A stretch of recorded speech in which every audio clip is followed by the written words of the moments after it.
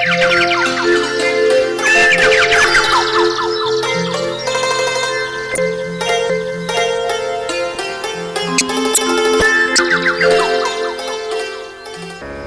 तक रहेगी जिंदगी फुर्सत न होगी काम से, कुछ समय ऐसा निकालो प्रेम कर लो श्री राम से। प्रिय भगवत प्रेमियों, जीवन की ये एक अटल सच्चाई है कि अगर मानव जीवन में सफलता को प्राप्त करना चाहता है तो उसे मित्र उस ईश्वर को ही बनाना चाहिए।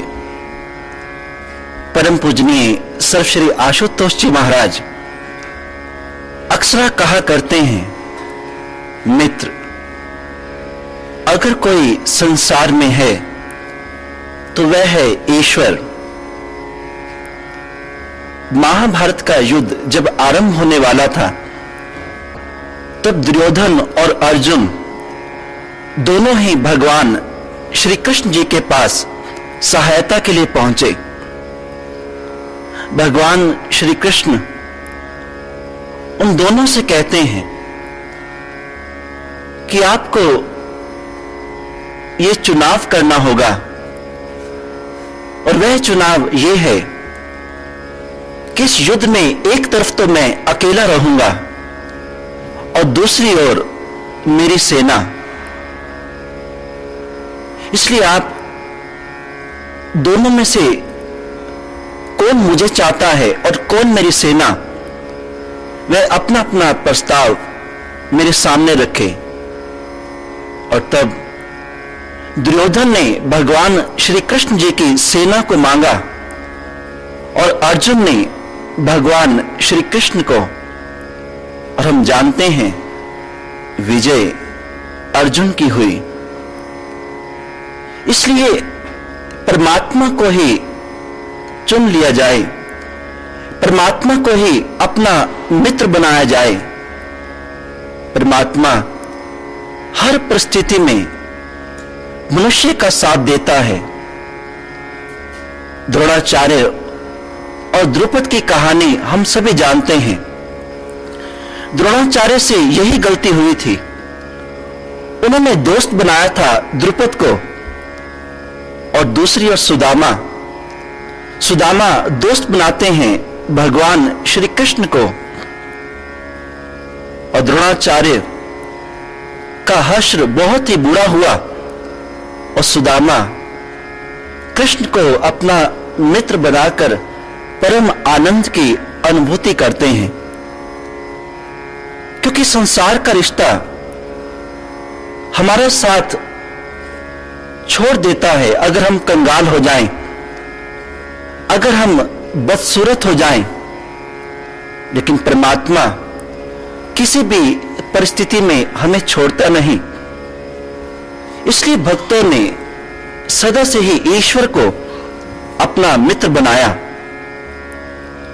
और उसके चरणों में ही प्रार्थना की, हे प्रभु, इस बार बार के आवागमन के चक्कर से हम तंग आ चुके हैं, हमें अपने चरणों में लगाओ और इस भव सागर से पार करो। जन्म बारंबार पाया, मरण दुख हर बार झेला, पूर्ण जर्नी जठर मेया, सुख दुखों का खेल खेला। पार करना हे अगम, संसार सागर विश्व भारी। पाहि प्रभु, हे पाहि प्रभु, अवलंब तुम ही अपमुरारी। हे मुर नामक राक्षस के वध करने वाले, हे मुरारी, आप मुझे इस भव सागर से पार करिए। बार बार जन्म लेना फिर मर जाना, बार बार मां के गर्भ में आना, इस सुख दुख के खेल को खेलता खेलता मैं थक चुका हूं। इसलिए भक्तों ने परमात्मा को ही मांगा, परमात्मा के ही चरणों में सदा से ही ये प्रार्थना की। लेकिन आज विडंबना ये है, ये जानते हुए भी कि ये संसार हमारा साथ देने वाला नहीं है, फिर भी मनुष्य परमात्मा को भूलकर इस संसार की ओर ही दौड़ रहा है। सुबह होती है, शाम होती है, जिंदगी यूं तमाम होती है। अंधेरी राह पर बढ़े जा रहे हो तुम, पर आत्मा तो परेशान होती है। कुछ नहीं मालूम, लक्ष्य विहीन जीवन। आज मनुष्य उस मुसाफिर की भांति है जो गाड़ी में बैठा तो है, जो बस में ट्रेन में बैठा तो है, लेकिन उसको ये नहीं मालूम कि उसको उतरना कहां है, उसको पहुंचना कहां है, उसकी मंजिल कहां है। इसी प्रकार लक्ष्य विहीन जीता ये अभागा मनुष्य परमात्मा को भूल गया है, जो इसका जीवन आधार है, जिसके कारण ईश्वर ने इसको मानव तन प्रदान किया।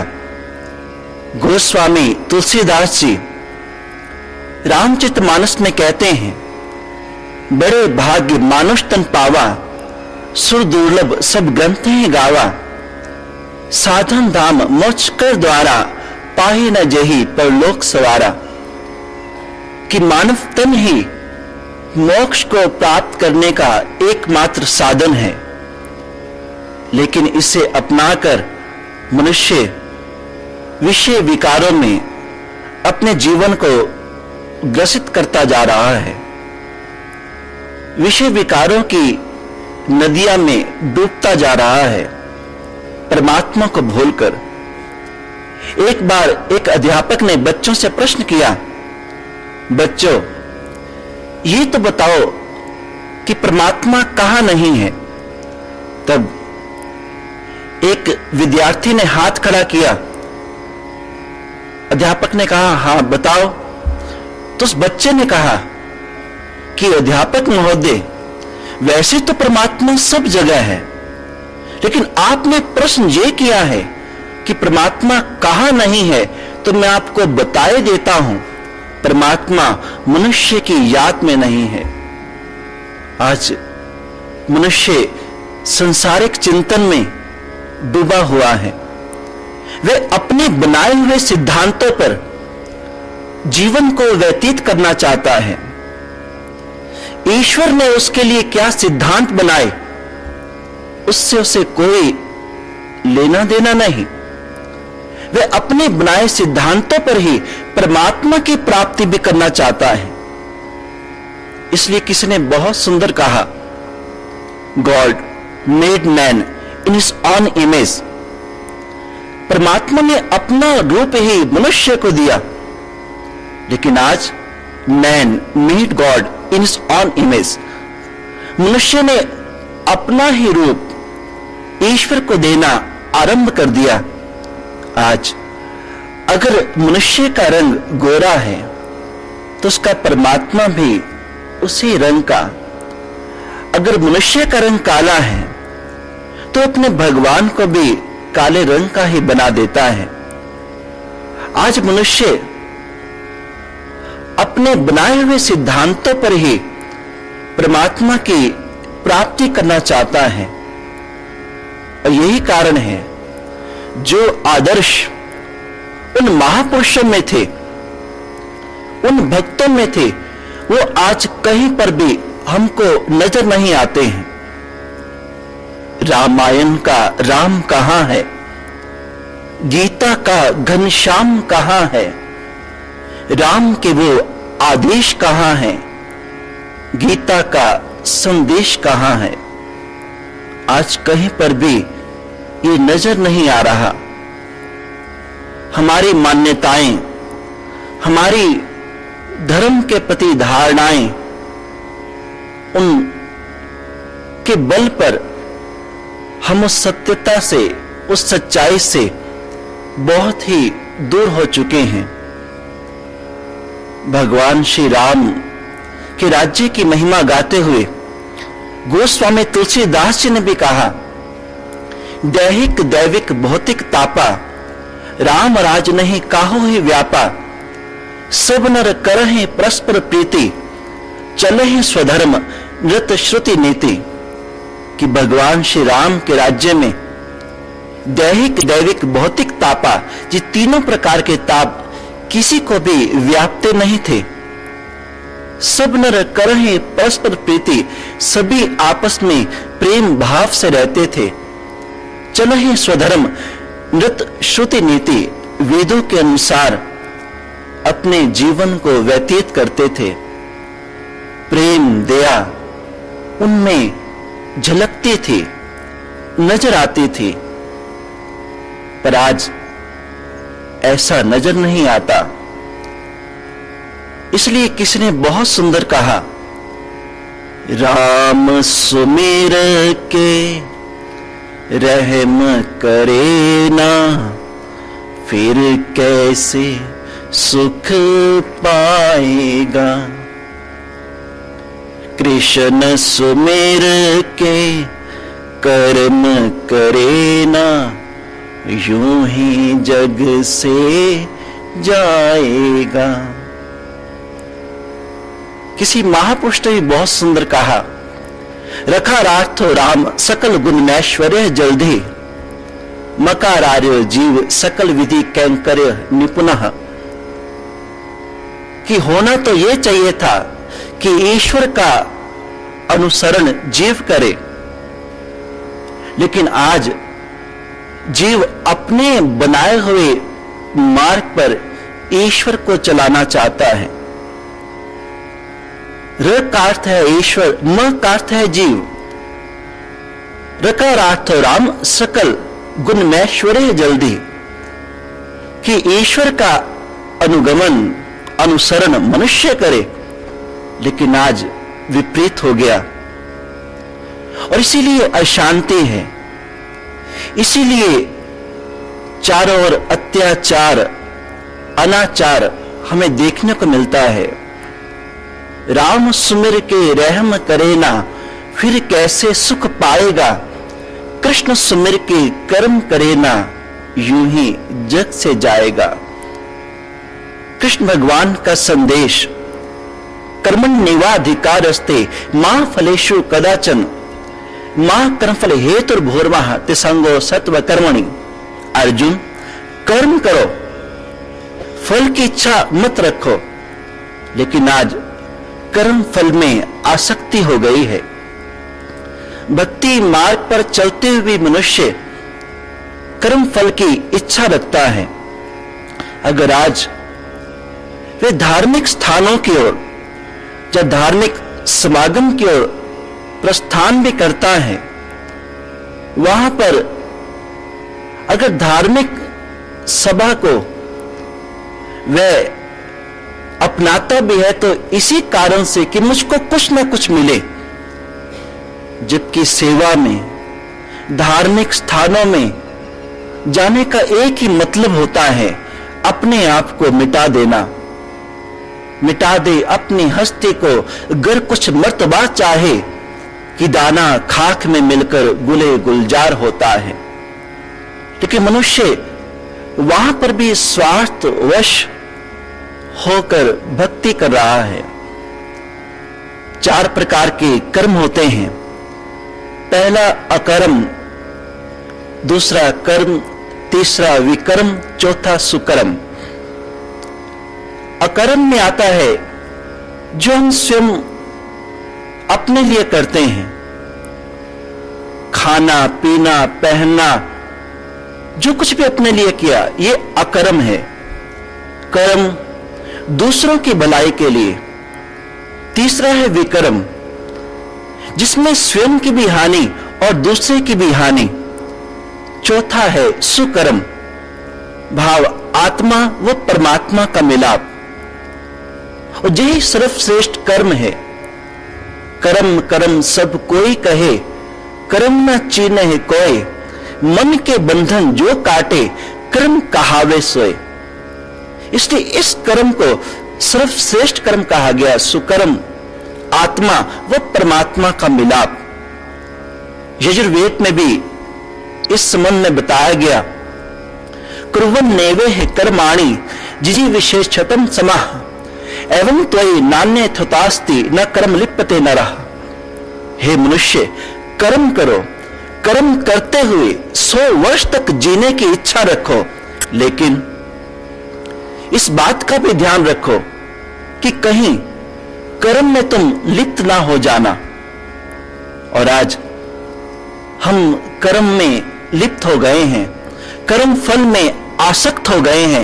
एक ही कारण है, और वह कारण यह है, हमने ईश्वर की भक्ति को जाना नहीं। भक्ति जिसका अर्थ होता है जुड़ना, किससे? ईश्वर से। आज मनुष्य विभक्ति कर रहा है। विभक्ति का अर्थ विभाजन कर देना, किसी चीज को किसी चीज से तोड़ देना।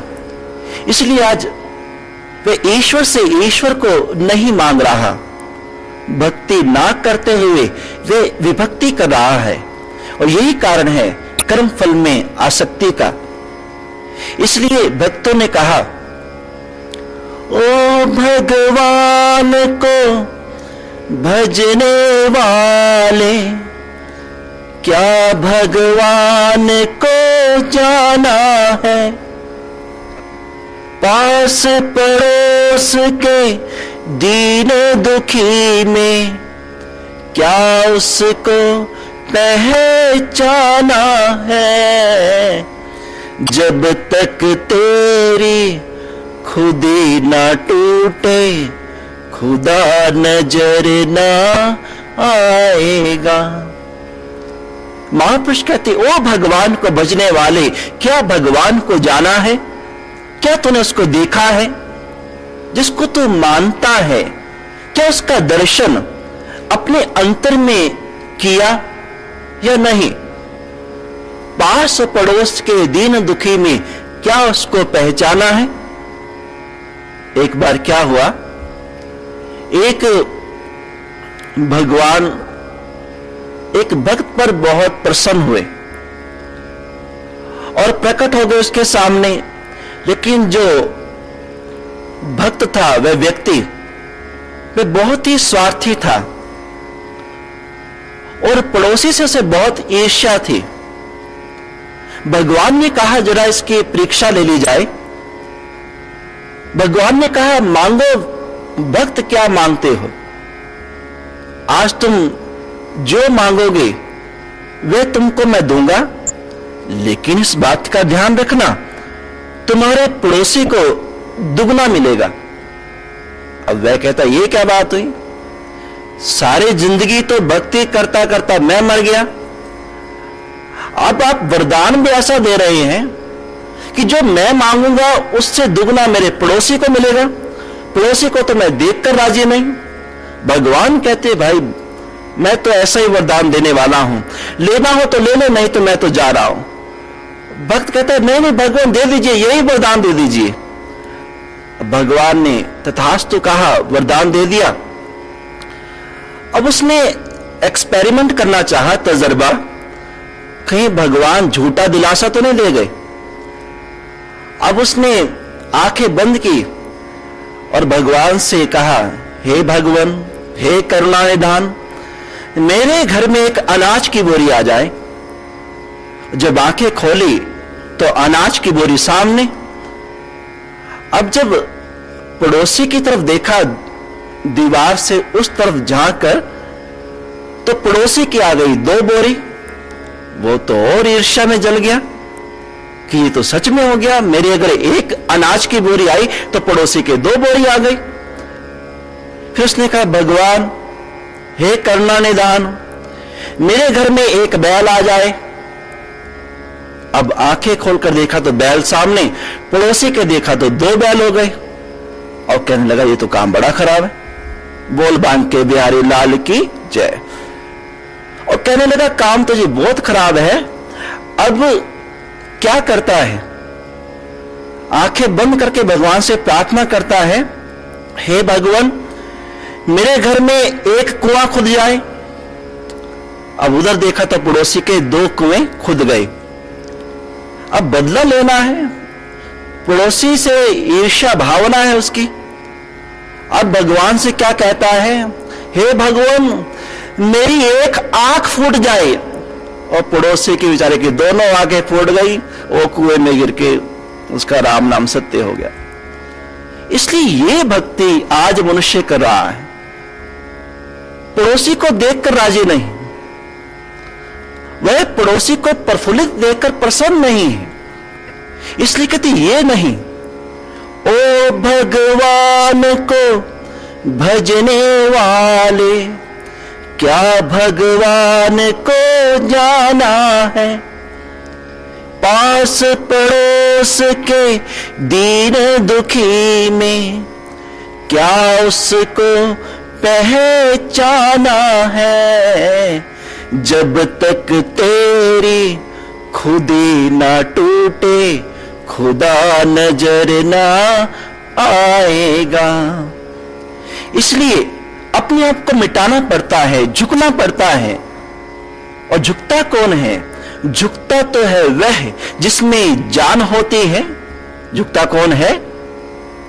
झुकता तो है वह जिसमें जान होती है। अकड़े रहना मुर्दे की पहचान होती है। इसलिए संत महापुरुषों के सामने, ईश्वर के सामने बड़े बड़े राजा महाराजा रंक सभी को ही झुकना पड़ा। इसलिए किसने बहुत सुंदर कहा है, कोई शहंशाह जग में किसी का राज देखा है, किसी इंसान के माथे पे शाही ताज देखा है, भिखारी हो कोई आजाद या मालिक जमाने का, हमने हर आदमी को आपका मोहताज देखा है। इसलिए परमात्मा के चरणों में चाहे कोई राजा था, चाहे रंक था, अमीर गरीब सभी झुकते हैं कुछ पाने के लिए। प्रभु को जानने का प्रयास करने के लिए संत की शरणागति, पूर्ण गुरु की शरणागति बहुत ही जरूरी होती है। लेकिन आज बहुत से लोग ईश्वर को जानने का प्रयास तो करते हैं, लेकिन बिना संत के, बिना किसी पूर्ण सतगुरु के, वे अपनी बुद्धि के आधार पर, अपनी इंद्रियों के आधार पर परमात्मा को जानना चाहते हैं। वह अपनी बुद्धि के आधार पर, अपनी इंद्रियों के आधार पर ईश्वर को जानने का निरर्थक प्रयास करते हैं। जबकि रामचरितमानस में गोस्वामी तुलसीदास जी कहते हैं, राम अतर्क के बुद्धि मन वाणी, मत हमार तुम सुनो सियानी, कि प्रभु राम तर्क मन बुद्धि के दायरे से बहुत परे है। लेकिन फिर भी लोगों ने ऐसा प्रयास किया। हमारा इतिहास इस बात का साक्षी है। हालांकि संसार में देखें, एक कलाकार है, वे कलाकार हास्य के नाटक में बहुत अच्छा अपना अभिनय प्रस्तुत करता है। कोई कलाकार रोने के अभिनय में बहुत कुशल होता है, कोई क्रोध के दृश्य को बहुत सुंदर अभिनय में लोगों के समक्ष प्रस्तुत करता है, और उसको देखकर हमारी बुद्धि चकरा जाती है, हम बहुत भावुक हो जाते हैं। जैसे कि एक बार ईश्वर चंद्र विद्यासागर जी एक थिएटर में एक प्ले को देख रहे थे। उस प्ले में, उस नाटक में एक बदमाश व्यक्ति एक स्त्री पर अत्याचार कर रहा है।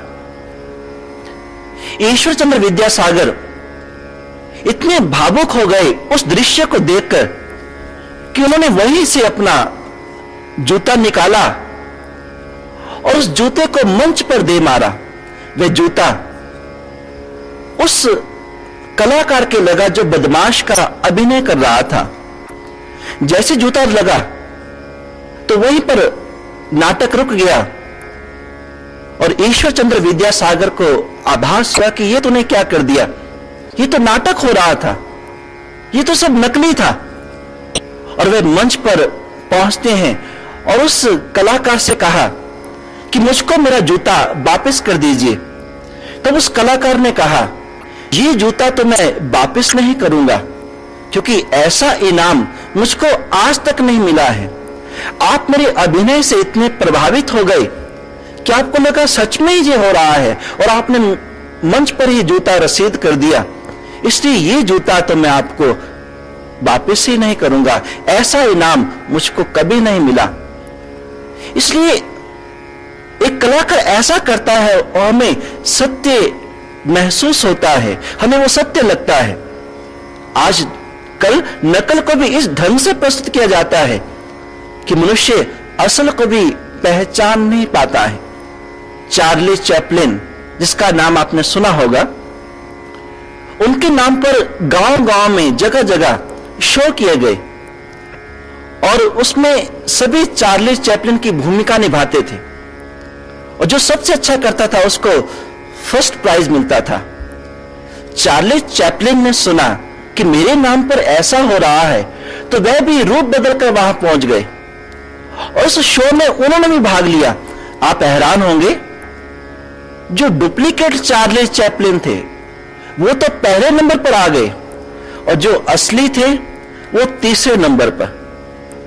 इसलिए आजकल ऐसे ऐसे कलाकार हैं जो इतने सुंदर ढंग से अभिनय करते हैं कि हम उसको सत्य ही महसूस करने लगते हैं। इसलिए वह ईश्वर, वह तो एक ऐसा कलाकार है जो हर पार्ट करने में कुशल है।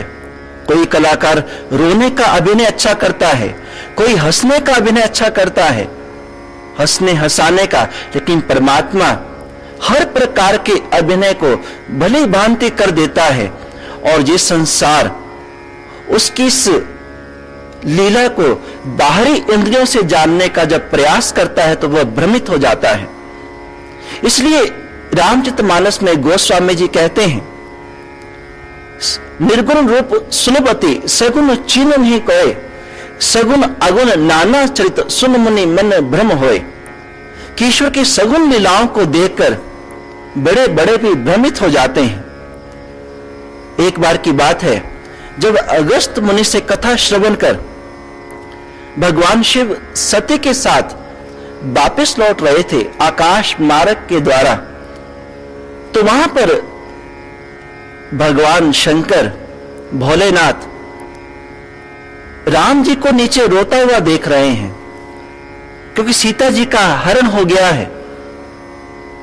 और वहां पर राम भगवान रो रहे हैं, पक्षियों से, हिरण से पूछ रहे हैं, लताओं से, पेड़ों से पूछ रहे हैं, हे खग मृग, हे मधुकर श्रेणी, तुम देखी सीता मृग नयनी, क्या तुमने मेरी सीता को देखा है? विलाप कर रहे हैं एक विरही व्यक्ति की भांति। प्रभु की इस लीला को देखकर महादेव के मुख से निकल पड़ा, जय सच्चिदानंद, जय सच्चिदानंद। सती को संदेह हो गया, जिस व्यक्ति को यह नहीं मालूम उनकी पत्नी सीता कहां है, और वो पूछ रहे हैं पक्षियों से, लताओं से, हिरण से, इन जंगली जानवरों से, उनको आप सच्चिदानंद की उपाधि किस प्रकार दे रहे हैं? सती ने कहा, ब्रह्म जो व्यापक बिरजज अकल अनी अभेद, सो कोई दिनर होई नर जाहि न जानत वेद। वे परमात्मा जो अजन्मा है, जो अजर है, अविनाशी है, माया रहित है, इच्छा रहित है, वे क्या शरीर धारण कर एक मनुष्य बनकर आएगा और ऐसे रोएगा एक नारी के लिए, एक स्त्री के लिए? इसलिए ऐसे व्यक्ति को सच्चिदानंद कहना, सच्चिदानंद शब्द का ही अपमान है। जो ही ऐसा कहा तो शंकर भगवान ने कहा, सती, जो तुमरे मन अति संदेह तो किन जाए परीक्षा ले हो। अगर तेरे मन में संदेह है तो जाकर परीक्षा करने ले लेती। और तब सती चल पड़ती है भगवान राम की परीक्षा लेने के लिए, और सीता का रूप बनाया। अब होना क्या चाहिए था? होना तो यह चाहिए था कि सीता भगवान श्री राम जी के सामने आ गई और राम भगवान जी को अपने आंसू पोंछ लेने चाहिए, क्योंकि सीता जी मिल गई। लेकिन उनको देखकर भगवान राम पहचान गए और क्या कहते हैं, हे माते, आप वन में अकेली क्यों घूम रही हैं? वृक्ष के तो पिता शिवजी कहां हैं? जो ही ऐसा कहा तो सती तो एकदम घबरा गई कि मैं तो सीता का रूप बनाकर आई, और जो मुझे तब भी पहचान गई। और तब उसने अपने दोनों हाथ अपनी आंखों पर रख लिए और घुटनों के बल वो जमीन पर बैठ जाती है। और जब थोड़ी देर बाद हाथ हटाए तो उसको सब और राम सीता लक्ष्मण, राम सीता लक्ष्मण नजर आते हैं। और जब वापिस आई तो भगवान शंकर मुस्कुराते हुए कहते हैं, क्यों सती ले आई परीक्षा? तो वहां पर सती शिव के आगे भी झूठ बोल देती हैं, नहीं, मैं परीक्षा लेने नहीं गई थी, मैं तो आपके समान ही उन्हें प्रणाम करने गई थी। भगवान शिव ने ध्यान में देखा, अरे ये तो सीता का रूप बनाकर गई हैं। और वहीं पर उन्होंने कहा कि इस जन्म में अब इनके साथ मेरा संयोग नहीं हो सकता है। और तब से उन्होंने देह से परित्याग किया। और फिर वही सती दक्ष यज्ञ में भस्मीभूत हो गई। और फिर का अगला जन्म पार्वती का हुआ। भाव सती शिव की अर्धांगिनी है। वे बाहरी इंद्रियों के द्वारा, बाहरी बुद्धि के द्वारा राम को जानने का प्रयास करती है और धोखा खा जाती है। भगवान श्री राम उनके समक्ष एक जानकार होने का, एक खिलाड़ी होने का अभिनय करते हैं। पर जब रावण परीक्षा लेने आया राम भगवान की, तो वहां पर अनाड़ी होने का अभिनय करते हैं। कहीं पर खिलाड़ी तो कहीं पर अनाड़ी। रावण ने मारीच को कहा, मारीच तू सोने का मृग बन, सोने का मृग बन, और वे दोनों तेरे पीछे धनुष बाण लेकर दौड़ेंगे और पीछे से मैं सीता का हरण कर ले जाऊंगा। मारीच ने रावण को समझाया कि वे परमात्मा है, वे साक्षात ब्रह्म है, उसको इंद्रियों से जानने का निरर्थक प्रयास मत करो। एक बार उन्होंने ही ताड़का सुबाहु को मारने के बाद मुझे बिना फल का वाण मारा था और मैं 100 योजन दूर आकर गिरा था, इसलिए वो परमात्मा है। रावण कहता है, मारीच अगर वो परमात्मा है तो वह भी मालूम चल जाएगा, क्योंकि परमात्मा को ये मालूम है उसकी सृष्टि में सोने का मृग बना ही नहीं। अगर वह तेरे पीछे दौड़ा धनुष बाण लेकर, वो राम, वो तपस्वी, अगर वो तेरे पीछे धनुष बाण लेकर दौड़ा तो मैं जान जाऊंगा कि वो परमात्मा नहीं है। अगर वह धनुष बाण लेकर नहीं दौड़ा तो मैं मान जाऊंगा कि वो परमात्मा है और मैं सीता का हरण नहीं करूंगा। मारीच ने बहुत समझाया, लेकिन रावण ने कहा कि मेरी कसौटी तो यही है, अगर नहीं जाओगे तो मैं तुमको मार डालूंगा। मारीच ने कहा, अब मरना तो है ही, इधर रावण मारेगा उधर राम मारेंगे, और राम के हाथों मरने से ही कल्याण है। तब निज स्वर्ण मृग बना, सोने का मृग, और जैसे वे वहां से निकला कुटिया के आगे से, तब सीता जी उनको देख लेती हैं और भगवान श्री राम जी से कहती हैं, और भगवान श्री राम पीछे चल पड़े।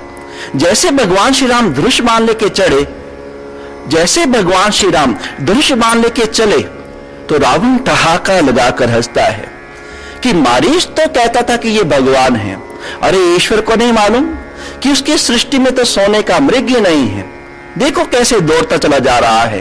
और वहीं पर रावण एक साधु का लिबास बनाकर आया, भगवा वस्त्र धारण कर आता है और सीता जी का हरण कर ले जाता है।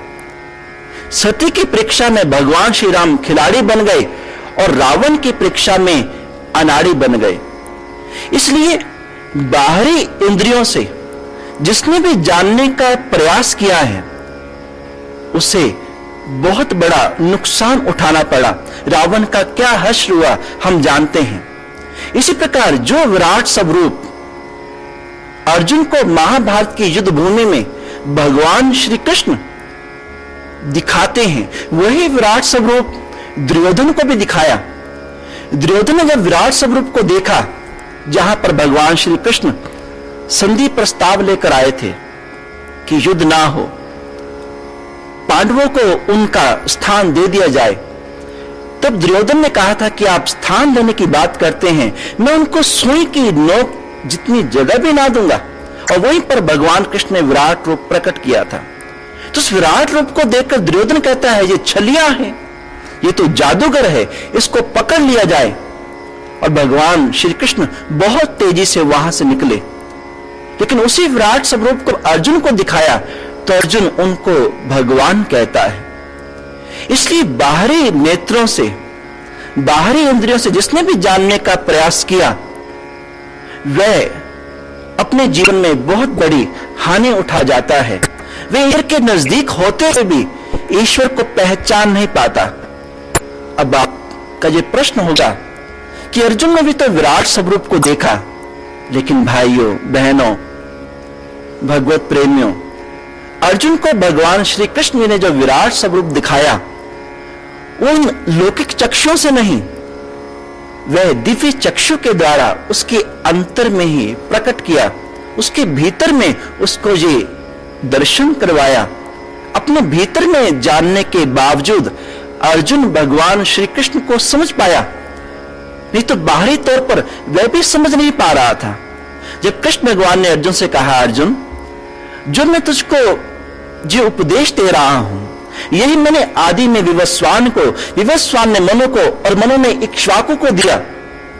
तो अर्जुन कहता है कि यह संभव कैसे है, ये द्वापर युग चल रहा है और आप बात कर रहे हैं आदिकाल की, ये कैसे संभव है। तब कृष्ण भगवान ने अर्जुन से कहा, अर्जुन तेरे और मेरे बहुत जन्म हो चुके हैं, फर्क इतना है कि मैं उन सभी जन्मों को जानता हूं और तू किसी जन्म को नहीं जानता। महापुरुषों से भक्तों का संबंध जन्मों जन्मों का होता है। अर्जुन, ये जन्मों जन्मों की कहानी है। आज भी गुरु महाराज जी के पास बहुत से लोग आते हैं और उनका ये प्रश्न होता है कि हम तो ऐसे आस्तिक भाव वाले नहीं थे, हम तो कोई धार्मिक भाव वाले नहीं थे, हमें इस सत्य की अनुभूति, इस ब्रह्म ज्ञान की उपलब्धि किस प्रकार हो गई, हमारी तो उम्र भी बहुत छोटी है। तब गुरु महाराज जी ने बताया कि आप अपने पिछले जन्म को नहीं जानते, इसलिए पिछले जन्म में आपने बहुत खोज की है, जिसका फल यह है इस जन्म में आपको बहुत जल्द उस सत्य की अनुभूति हो गई। इसलिए महापुरुषों से संबंध एक जन्म का नहीं, कई जन्म का होता है। इसलिए किसी ने बहुत सुंदर कहा, कई जन्म से बुला रहा है, कोई तो नाता जरूर होगा। कई जन्म से बुला रहा है, कोई तो नाता जरूर होगा। गुरु को अब भी समझ ना पाया तो तेरी नजर का कसूर होगा। गुरु को अब भी समझ न पाया तो तेरी नजर का कसूर होगा। कई जन्म से बुला रहा है, कोई तो नाता जरूर होगा।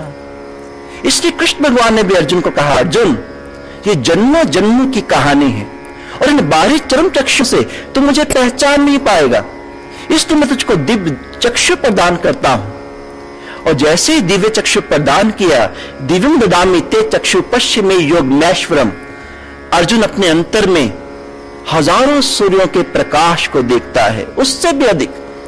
दिव्य सूर्य शस्त्रस्य भवे दिग पद्धति था, यदि भा सदृशी सा स्यात् भास्तस्य महात्मनः। यदि भा सदृशी सा स्यात् भास्तस्य महात्मनः। कृष्ण भगवान ने पूछा, अर्जुन तुम क्या देख रहे हो? अर्जुन कहते हैं, मैं हजारों सूर्य से भी अधिक प्रकाश अपने भीतर में देख रहा हूं। फिर उसने चतुर्भुज रूप विराट स्वरूप का भी भीतर में ही दर्शन किया और तब वह समझा, तब वह जाना। इसलिए बाहरी चक्षुओं से, बाहरी इंद्रियों से कभी भी परमात्मा की पहचान नहीं होती है, ईश्वर जाना नहीं जाता है। उसके लिए उस दिव्य दृष्टि की आवश्यकता है। श्री गुरु पदलख मणिगण ज्योति सुमृत दिव्य दृष्टि ही होती, जिसके संबंध में महापुरुषों ने भी कहा, गुरुबाणी में भी, गुरु प्रसादी बूजिया जहां वेकार एक है, हर बिन और न कोई, कहो नानक ए नेत्र अंध, कहो नानक ए नेत्र अंध से सतगुरु मिलिए दिव्य दृष्टि होई। जब ये दिव्य दृष्टि खुलती तो भीतर में प्रकाश ही प्रकाश हो जाता है। 9 दरवाजे कायकोट है, 10वां गुप्त खीजे, वज्र कपाट ना खुलनी, गुरु शब्द खुलीजे। गुरु खोलता है, और जैसे ही वे दृष्टि खुलती है भीतर में प्रकाश ही प्रकाश। जे सो चंदा उगवे सूरज चढ़े हजार, एते चारण होंदिया गुरु बिन कौर अंधार। इसलिए ये है ईश्वर को जानने का सही प्रयास, उस दिव्य दृष्टि का जागृत होना, उस 10वें द्वार का खोलना। उसके उपरांत ही हम महापुरुषों की बाहरी लीलाओं को भी समझ पाते हैं। जैसे केवट ने समझा, जैसे भक्तिमती शबरी ने समझा, जैसे गोपियों ग्वालों ने समझा, उसी प्रकार हम भी तभी प्रभु की भौतिक लीलाओं को जान पाएंगे जब अंतर का चक्षु मिल जाएगा, वे दिव्य चक्षु हमें प्राप्त हो पाएगा। गुरु शब्द का अर्थ ही ये है, गु अंधेरा जानिए, रू कहिए प्रकाश, मेटे अज्ञानतम ज्ञान से, गुरु नाम है तास। जो अंधेरे से उजाले में ले जाए वही पूर्ण महापुरुष है, और यही गुरु की पहचान है। और ये भगवा वस्त्र जो आप महापुरुषों पर देखते हैं, भगवा वस्त्र की महिमा भी इसी प्रकार है। भगवा वस्त्र चढ़ते सूर्य की लालिमा का प्रतीक है। जैसे सूर्य निकलता है और अंधकार दूर हो जाता है, इसी प्रकार संत महापुरुषों ने भगवा वस्त्र को धारण कर इस संसार के अज्ञानता के अंधकार को उस ब्रह्म ज्ञान के द्वारा दूर किया। त्रिपुंड, हम महापुरुषों के माथे पर त्रिपुंड पे दे रहे हैं, 3 लाइनें। आखिर इसका अर्थ क्या है? त्रिपुंड का अर्थ होता है हमारी 3 नाड़ियां हैं, एड़ा, पिंगला और सुषुम्ना। एड़ा पिंगला दाएं बाएं श्वास की नाड़ी को कहते हैं, और सुषुम्ना गोपनीय है, वे सूक्ष्म है, वे नजर नहीं आती। और जब इन तीनों नाड़ियों का संगम यहां पर होता है, जहां पर बहनें माताएं बिंदी लगाते हैं, जब पंडित लोग तिलक लगाते हैं, यहीं पर जब तीनों का संगम होता है, वहीं पर भीतर का प्रयाग प्रकट हो जाता है, जिसमें मन स्नान करता है। गोस्वामी तुलसीदास जी कहते हैं, सुन सुमझे जन मुदित मन, मज्जहि अति अनुराग, लही 4 फल अछत तन, साधु समाज प्रयाग। साधु समाज चलता फिरता एक प्रयागराज है, जिसमें भक्त लोग सानिध्य प्राप्त कर अपने मन का स्नान करते हैं। जैसे बाहरी प्रयाग, जहां गंगा यमुना तो नजर आ रही हैं और सरस्वती भीतर से आती हैं, और जहां तीनों का संगम होता है, हमारे तन का स्नान हुआ, तन की मैल धुली। इस प्रकार मन की मैल को धोने के लिए, इस मन को जन्म जन्म की मन लागी काला होया शाह, इसके अंधकार को मिटाने के लिए, इस विषय विकारों की चादर को हटाने के लिए भीतर के प्रयागराज में स्नान करना पड़ता है।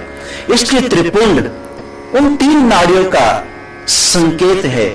एड़ा, पिंगला, सुषुम्ना 3 बसे एक ठाई, वेने संगम तह पराग, मन मज्जन करे तिथाई, जिसके बारे में हमारे शास्त्रों में भी कहा गया, त्रिवेणी संगमो यत्र तीर्थ राजस उच्चते, त्रिवेणी संगमो यत्र तीर्थ राजस उच्चते, तत्र स्नान परकुर्वीत सर्वे पाप है प्रमुच्यते। श्रुति भी कहती है कि हमारे भीतर में भी त्रिवेणी है, उन तीनों नाड़ियों का संगम। इसलिए त्रिपुंड उन 3 नाड़ियों की ओर संकेत करता है। व्रत, व्रत का तो होता है संकल्प लेना। मैं संकल्प लेता हूं, मैं एक व्रत लेता हूं कि जिस कारण परमात्मा ने मुझे मनुष्य का तन दिया, उस कार्य को मैं अवश्य पूर्ण करूंगा। उपवास, उप मैंने नजदीक, उप का अर्थ है नजदीक, वास का अर्थ है रहना, नजदीक कहना। किसके नजदीक? उस ईश्वर के नजदीक। ध्यान, ध्यान के लिए दो चीजों का होना अति अनिवार्य है।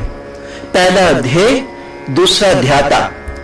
आज हम नेत्र मूंद कर बैठते हैं, आंख मूंद कर हम ध्यान साधना करते हैं, लेकिन भीतर कुछ नजर नहीं आता और हमारा मन भटकता रहता है। इसको ध्यान नहीं कहा गया।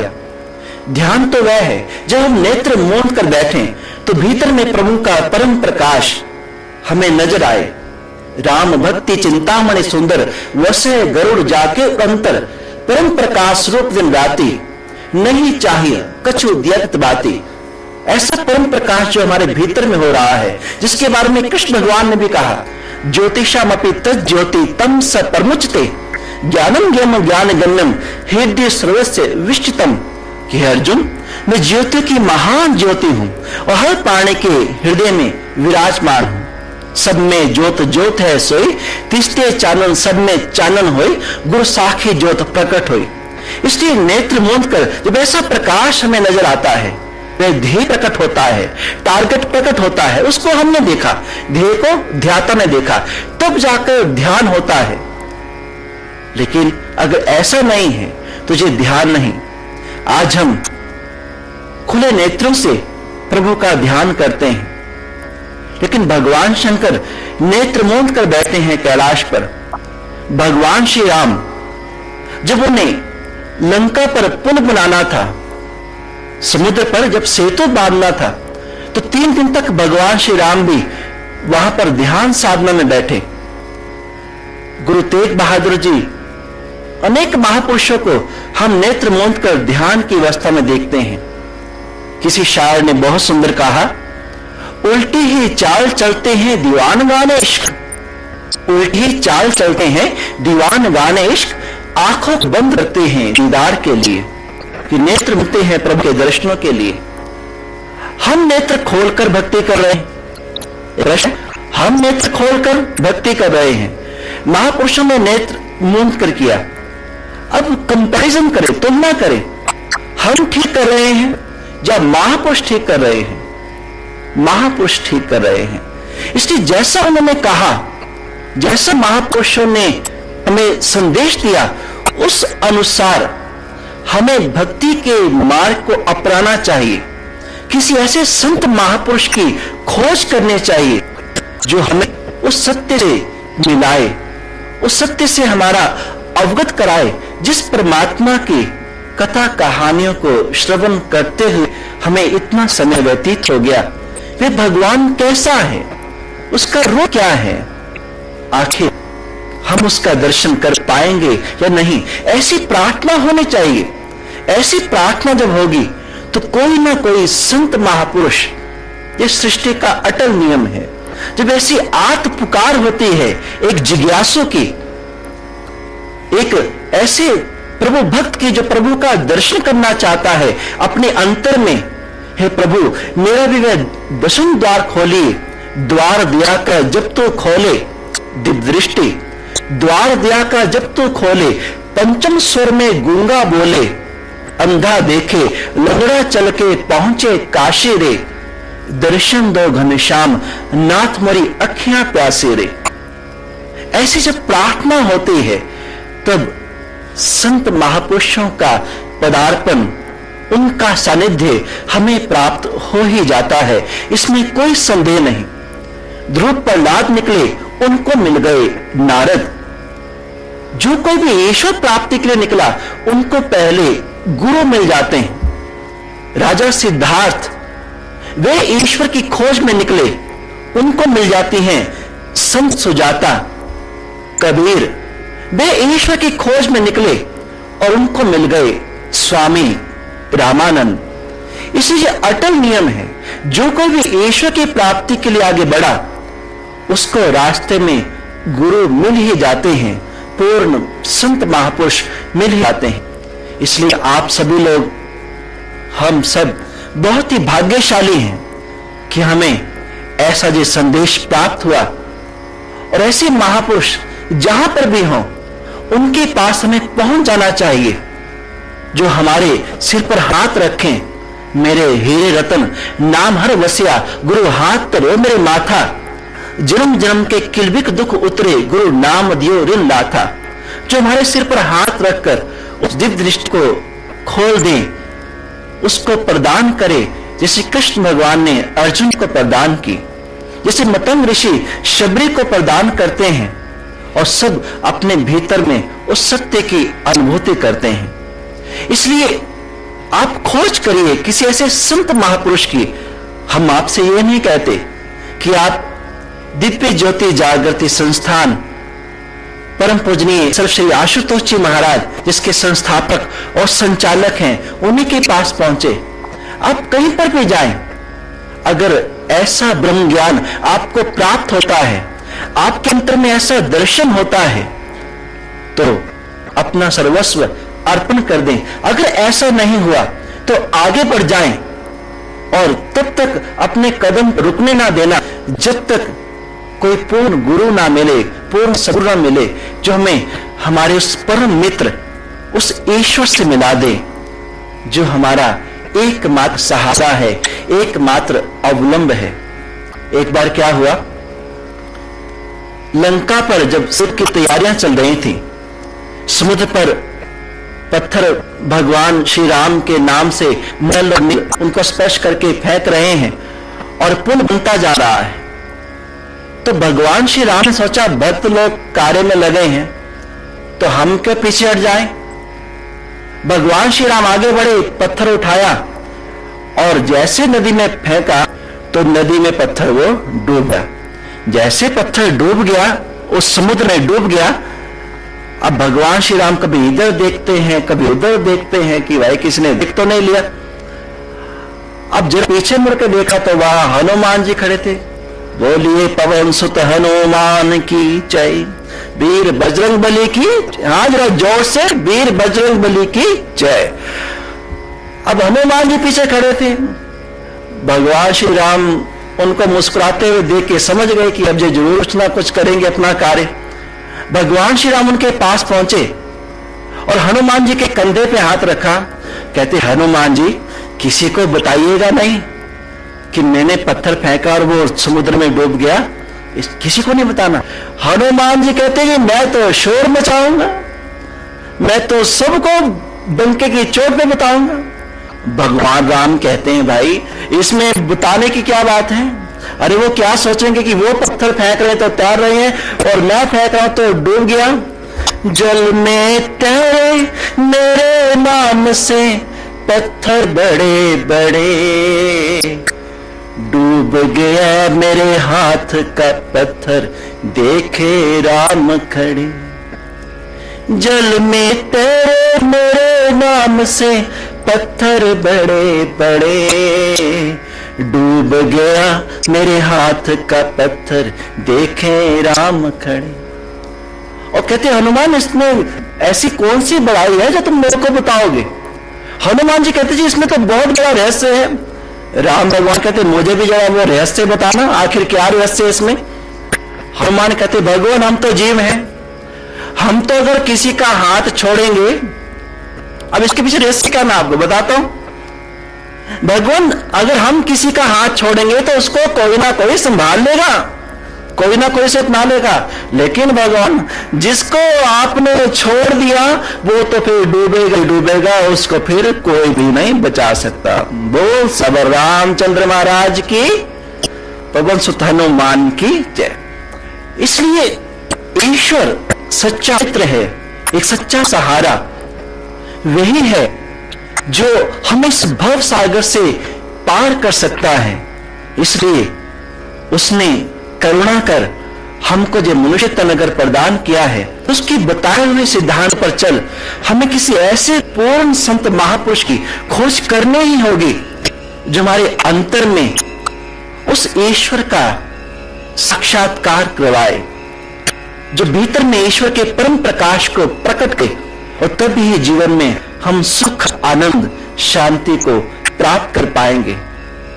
ये सेवा का अवसर है हम सब लोगों के लिए। भगवान अकेले भी बहुत कुछ कर सकते हैं। प्रभु वे सर्व समर्थ हैं, लेकिन फिर भी वे हमें सेवा का अवसर प्रदान करते हैं। हम एक तुच्छ व्यक्ति हैं, हम कोई प्रकांड विद्वान नहीं। ये तो परम पूजनीय सिर्फ श्री आशुतोष महाराज जी की प्रेरणा है, उनकी असीम अनुकंपा है जो हम आपको जो सत्य का संदेश पहुंचा रहे हैं। इसमें किसी वाक्य से अगर आपको बुरा लगा उसके लिए मैं क्षमा प्रार्थी हूं, और जो आपको अच्छा लगा है उसे गुरु कृपा समझकर अपने हृदय में धारण करें और ईश्वर का साक्षात्कार करने के लिए अपने कदमों को बढ़ाएं। इतना ही कहते हुए मैं यहीं पर विचारों को स्थगित करता हूं और आप सभी का बहुत शांतिपूर्ण ढंग से इन प्रश्नों को सुनने के लिए बहुत बहुत धन्यवाद।